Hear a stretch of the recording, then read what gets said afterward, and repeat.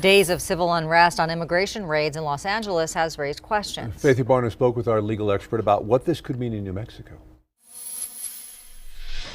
What the are you doing? Chaos erupting in the streets of Los Angeles. Stop helping fascists! Tension sparking concern here in New Mexico.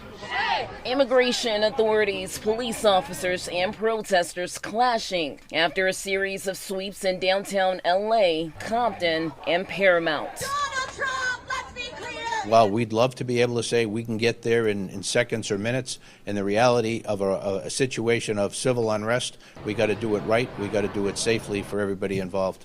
Federal agents arresting dozens of people over the weekend. New Mexico hasn't seen the same sorts of issues that other states have seen in California. However, KOAT legal expert John Day telling us we don't know what the future holds. New Mexico did show up on the sanctuary cities target list, Albuquerque and Santa Fe in particular.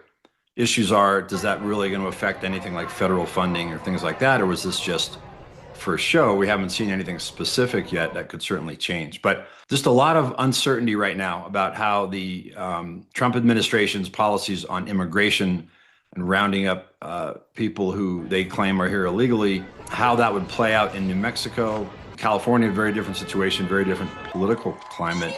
And certainly there's the issue of whether this was specifically targeted out there just for the sake of creating an incident or creating incidents. Hours later, President Donald Trump deploying 2,000 National Guardsmen in California to address what he calls, quote, lawlessness. President Trump's use of the National Guard and sort of nationalizing them, in other words, bringing them into under federal control without the governor's permission or consent is an interesting issue. It's being challenged by the state of California in court. Are you prepared to invoke the Insurrection Act? Depends on whether or not there's an insurrection. No, but you have violent people, and we're not going to let them get away with it. Faithy Barner, KOAT, Action 7 News.